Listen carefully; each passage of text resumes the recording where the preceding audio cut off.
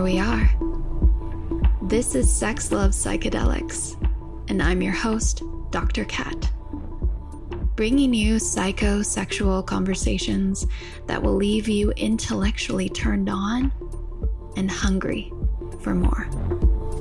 I had this moment too last night where I was sitting at a table having dinner with somebody that I wouldn't traditionally, like, they're not in my circle, but I met them, found them fascinating. So we got together and he was sharing with me about many different opinions that are outside of what I, is traditionally surround myself. And I found myself so curious and asking questions and wanting to understand his excitement around this, around these topics.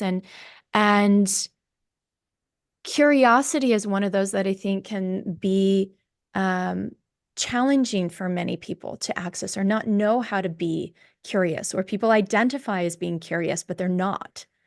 And so how might people, openness, curiosity, I think some of those are the qualities on the big 5 personality tests or, inventories, things like that, which would suggest that these are fixed traits.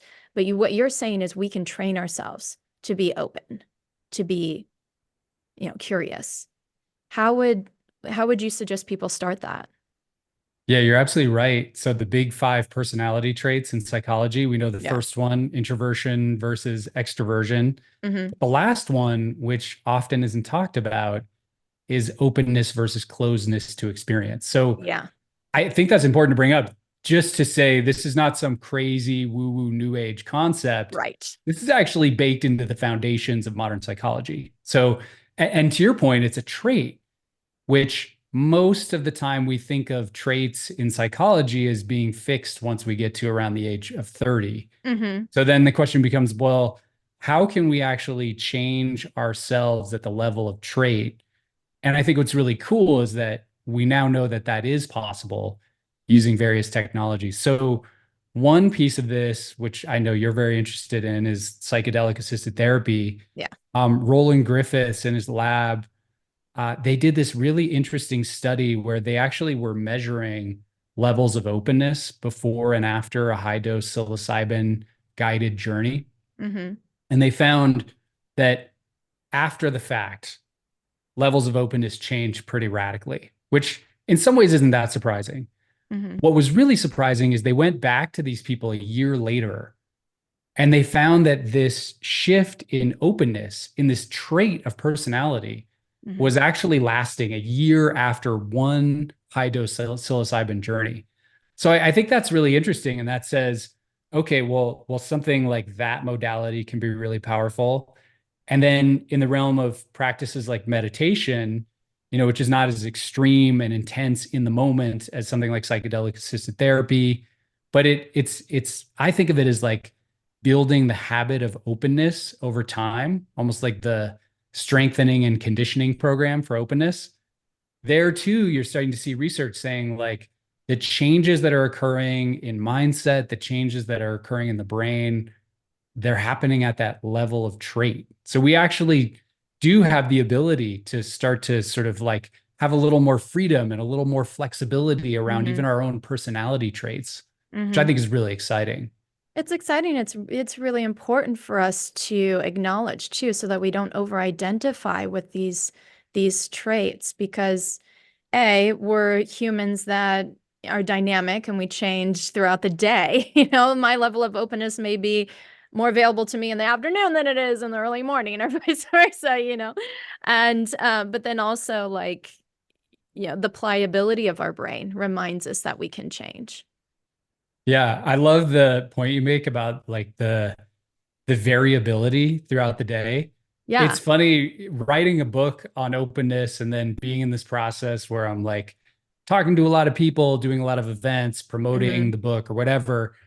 I can just feel how like the practice of doing all of this speaking and, marketing and all of that is itself a practice of openness. Mm-hmm. And that there are these moments where I feel really closed down and like, what am I doing? Why did I write this book? Like, why am I doing this?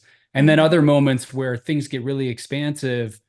And to me, the practice boils down to like trying to just stay open to all of it and not favoring those moments where it feels really expansive and blissful. Because like that's, I think, just this baked in tendency, at least in me, is to think like really blissful, pleasurable moments are good.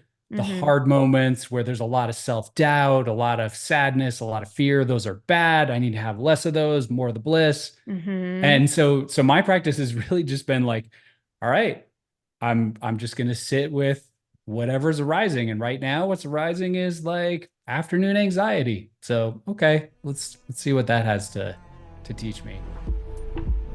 Well, that was fun. Thanks for tuning in, lovers.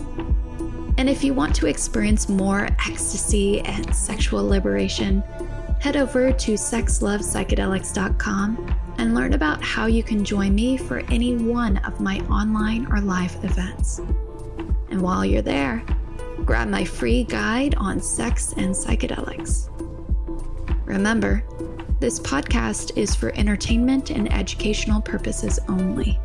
Please contact your healthcare provider and local law before pursuing any of the products or psychedelics discussed. And one final note here. I make this show specifically for you. If you're loving the show, then be sure to leave me a review in iTunes or Spotify to let me know. Happy to be here and happy to serve. I'll see you next time on Sex Love Psychedelics.